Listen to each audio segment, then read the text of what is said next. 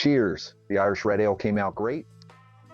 The flavor and the profile is dead on where I wanted it to be, but I'm not happy with the color. It is not red enough for me. I wanted a ruby red or like a scarlet red, something a little deeper, darker. It is red. It does have red colors to it, but it's not what I was looking for. I did not add enough roasted barley. So I'm gonna go ahead and make a color correction on it. I'm gonna make a very low volume roasted barley tea that I'm gonna add to it. First, I'm gonna take you through the whole process, and then we'll get to the color correction. We can discuss the flavor profile more after going over the recipe and the process, and then we'll do a pour and come back and talk about it. 10 pounds of Maris Otter, 5 pounds of Munich light malt.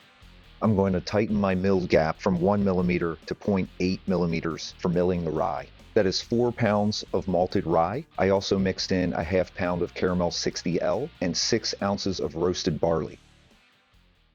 I'm just about ready to mash in. I have my water profile adjusted and set, ready to go. Portland, Oregon Bull Run water is very soft with very little mineral content in it. I'm shooting for 50 parts per million of chloride and 50 parts per million of sulfate. I want 20 parts per million of sodium. I just want a very balanced profile for an Irish red ale. That ratio, chloride to sulfate ratio, would be just 1:1. I want it very balanced so that the maltiness comes through, but there is also a nice dry finish. I'm adding a little bit of sodium just to enhance the flavor a little bit. That helps balance out the roasted barley because that can come off a little harsh, and I'm using that mainly for color and a little bit of roasting flavor. So let's get to it and mash in. First, I'm going to add rice hulls, and that's because of the rye that does not have a husk, and I'm also adding flaked corn. Don't want to get a stuck sparge. This will help the liquid wort drain out of the grain bed after I complete my mash. That is 10 pounds of Maris Otter, 5 pounds of light Munich, 4 pounds of rye, which will add a little bit of spiciness. The rye will also help add a little bit of color. I added 2 pounds of flaked corn to help add some more fermentable sugar, but dry it out. I think corn's a great adjunct to use. I added a half pound of caramel-60 to help with color as well. Also bring a little bit more of caramel and toffee notes to it. I added 6 ounces of roasted barley, primarily to bring out that really nice, deep red color. My strike water was 162 degrees. After adding all the grain, the temperature dropped to about 153 degrees. So I'm gonna let this go for 30 minutes. The temperature will certainly drop a couple degrees. So if it hits down to 151, that's perfect. I want an average 152 degrees for this entire mash. I will reheat it if necessary. Okay, it's been 30 minutes of mashing.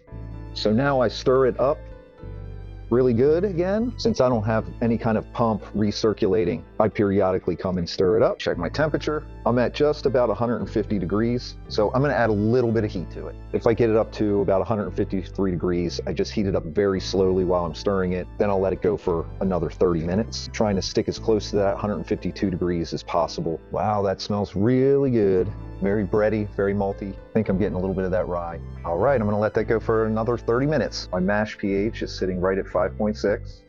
I wouldn't mind a 5.4, but 5.6 will do just fine. It's been another 30 minutes. One more last mix and let it go for another 30 minutes, and that will be a total mash time of 90 minutes. Okay, mash is complete, so I've got heat back on it, and I'm gonna bring it up to 165 degrees to mash out. Raising the temperature for mashing out denatures all the enzymes and completely ends the whole conversion process. At the higher temperature, it will drain easier out of the grain bed. Okay, that's at 165 degrees, so I'm gonna let it sit for 10 minutes and get ready to sparge. Okay, that's draining nicely. I want my sparge water about 170 degrees. I did add some lactic acid to it to get the pH down to 5.6. That way I don't extract any tannins from the husk of the grain. I don't want to pull any of that out. If it's too hot, that can happen. And the higher temperature will help liquefy and drain into the cook kettle as well. I did use half of a Camden tablet in my sparge water to get any chloramines out of it. I forgot to mention with my initial water profile, I did add a full Camden tablet to the 10 gallons that I had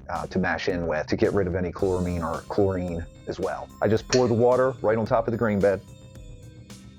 I want to rinse all the sugars out of there that I can, and I also want to get to my pre-boil volume. I would be happy with 13 gallons of pre-boil volume. Okay, I'll let that finish draining, and then I'm going to get the mash done out of here, get the cook kettle back up on the burner, and we'll move on to boil. We're almost to a boil. This time around, after I boiled over on my last batch, I've been steadily stirring the foam all along. Boiling over is a big mess and I always push the limits of my volume, but we're almost there now. I just backed the propane off a little bit so it's not explosive. Okay, that's starting to boil. I was much more cautious this time.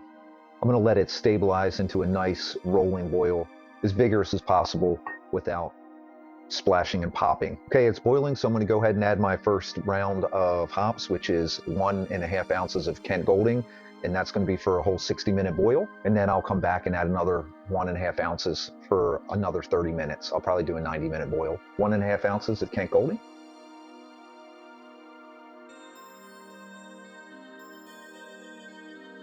It smells so good. Woo, that popped. Okay, it's been 60 minutes of boil, so now I'm going to add the last of my hops, which is another 1.5 ounces of Kent Golding, and I'm going to boil for another 30 minutes.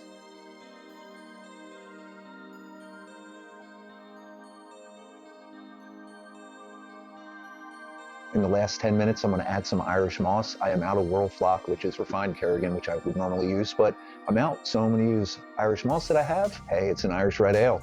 I rehydrated 2 teaspoons of Irish moss in cold water, and now I'm going to add it. All right, I'll let that go for like 10 to 15 minutes, and then I'll start chilling. Okay, that's it. Flame out. I'm going to get right to chilling. I'm going to turn that water on and chill this down as fast as I can. All right, I'm chilled down to 62 degrees, and this is how I've been aerating before I drain into my fermenter. I thought of that a few brews ago after 20 years of doing this, so it's pretty cool. It works great. All right, I'll do that a little bit more, and then I'm going to gravity feed down to my fermenter. All right, here we go. It's flowing nice. I already aerated it, but this aerates it as well. I'll still agitate it to continue to aerate it more. I hope I put enough roasted barley. It's looking a little light in color. Well, it looks like it's just about 11 gallons. I'm going to take my gravity reading before I pitch my yeast. Color's looking a little better there, a little darker. Hey, buddy. It's my little brewmaster right here. He helps, my helper. Yeah, you like brewing beer, don't you? Brewing beer's a good time. Oh, yeah. All right, buddy, I got to put my sample off to the side here. I'll take the reading later. I made a yeast starter from yeast that I used for my cranberry oatmeal stout. I used 16 ounces of slurry that I collected from that batch of beer, and that is Imperial Darkness. I use Proper Starter, which is a concentrated wort for making yeast starters, and that way you don't have to make a small batch of your own wort. It really simplifies the process. And I also used distilled water. It seemed to work. The only issue and concern that I had, that yeast was about 8 months old. I have used yeast that old that I've stored, and it's been fine, but for the same style of beer. This was for a stout and a cranberry oatmeal stout. And for my Irish red ale, I was going to do this and try to save some money, but ultimately I've decided that I'm just going to use new, fresh yeast.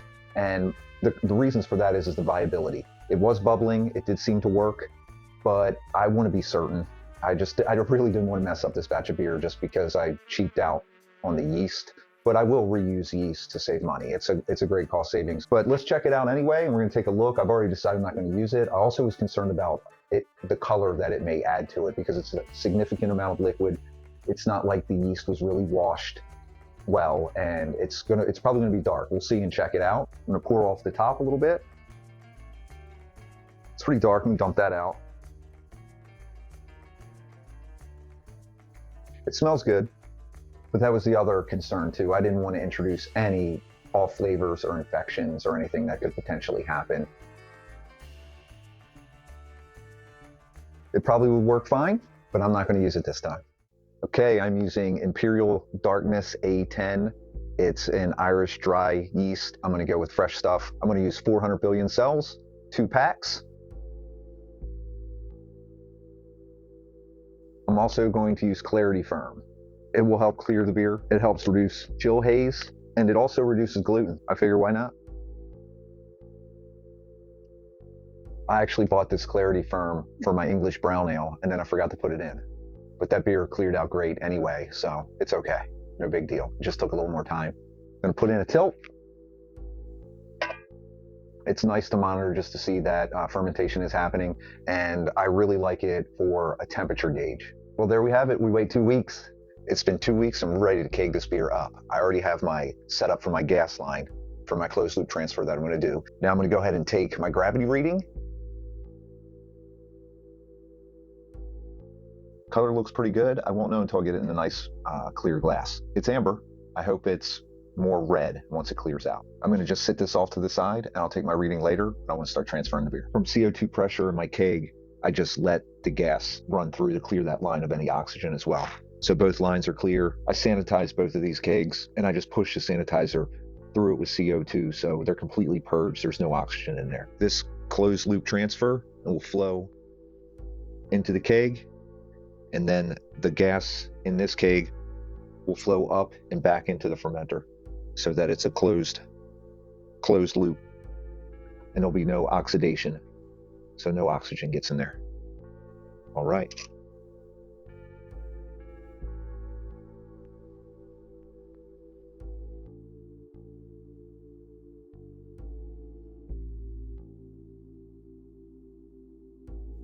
I think I'm going to stop it and add a little bit more gas pressure to this to help speed up the process.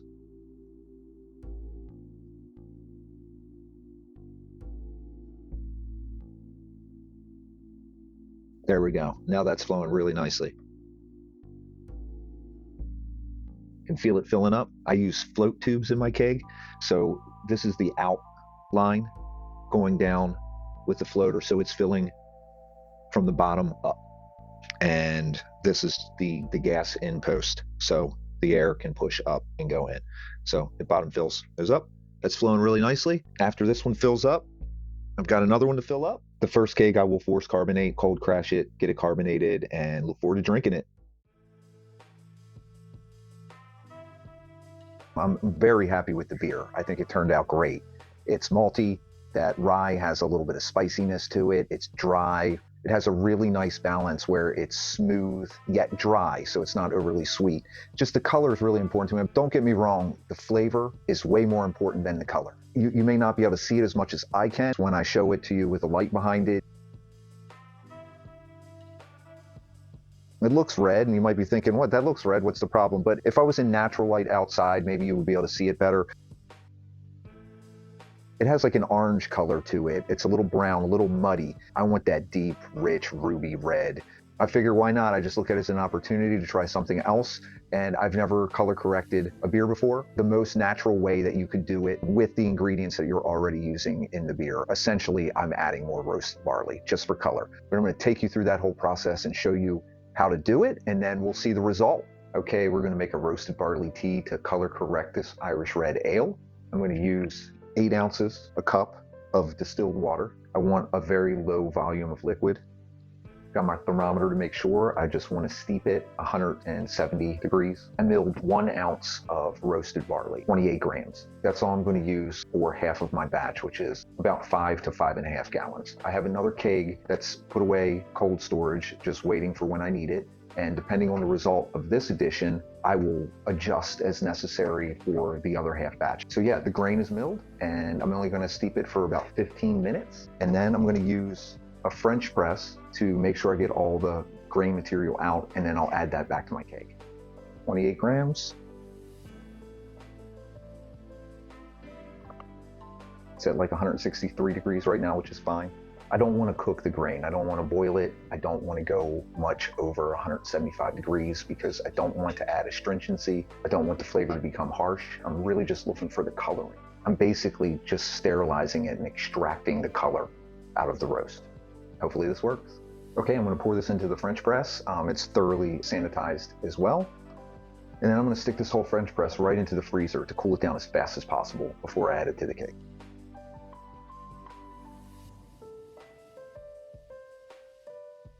Okay, I'm going to put this in the freezer and I'll meet you at the keg. The roasted tea barley is ready to go. I put together these components in order to transfer it into my keg without having to open it up. I want to reduce oxidation as much as possible. I'm not too worried about it. This isn't a hop-forward beer, which usually the biggest concern is oxidation with hop-forward beers. But just the same, I want to always avoid oxidation as much as possible. This is fully sanitized. I'm going to connect it to the keg. I will leave the PRV valve open so that pressure can release so that it will actually drain in. Oh yeah, I don't know if you could hear that, but I could hear it just purged that entirely. PRV valve is open.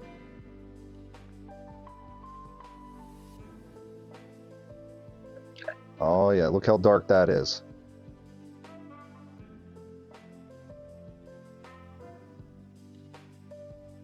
I don't want to splash it around. It is going right into the keg. And close the valve. I will now purge this with CO2 as well. And then I'm going to gently rock it over onto its side and try to mix it up as best as possible without mixing it up too much.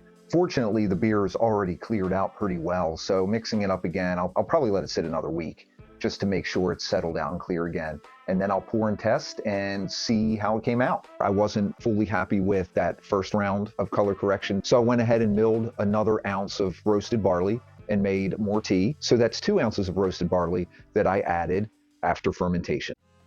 Cheers, here's the moment of truth. I managed to get a little bit of natural light today to try to give the best example to see the red color. It's been difficult to get the right kind of light, especially in the wintertime, to accurately depict the color of this beer. It looks a little darker on video than it actually does in natural light to your eye. However, I do think maybe I added a little too much roasted barley. It's really close to a brown ale. Though I'm okay with it because it tastes fantastic and I love that deep red color. But I don't think the style's intended to be this dark. But please give me your opinions. So for the second half of my batch, I'm only going to add the 1 ounce of roasted barley and let it thoroughly clear out. I'll come back and give a follow-up video. The type of glass seems to definitely bring out the color differently as well. Take a look at this down view on a smaller glass and how red that is. That's fantastic. That just looks amazing to me. I'm happy with the color, and most important is the taste anyway. Here it is. Let's go in for aroma. It's very malty. I can get a little bit of that rye, some caramel notes, little toffee, biscuity, very earthy. All right, let's go in for a taste. That's great. It's very balanced, very dry. So that's what you're looking for with an Irish red ale. I think the rye adds a little bit of spiciness. It's not very dominant, but there's almost like the mouthfeel, it adds a little slickness to it so that it's dry, but it's still smooth and very, very silky smooth. It clears out really quick. It has just a little bit of roast flavor, but not too strong. No chocolate flavors or anything like that, or more sweet flavors that you would get from like an English brown ale. It's very clean. It's very crisp. Final ABV came out to 5.51%. It's got good head retention, some decent lacing. An Irish red ale is not supposed to be extremely carbonated. I've been wanting to make an Irish red ale for a long time, and this is the first time I've done it. I've made ambers in the past, but I wanted to make a true Irish red ale as close to authentic as possible. I'm just an American brewing beer, so if you're Irish and you have opinions, please comment and let me know what you think and what you think an Irish red ale should be. Flavor, color, aroma. I definitely did not want to hop it or make it sweeter like American styles tend to do to an Irish red ale. So I wanted it dry. I thought the rye was a really nice addition. And of course, the flaked corn is great. That helped dry it out a little bit too. I consider this a great session beer as well. It's easy drinking, goes down smooth.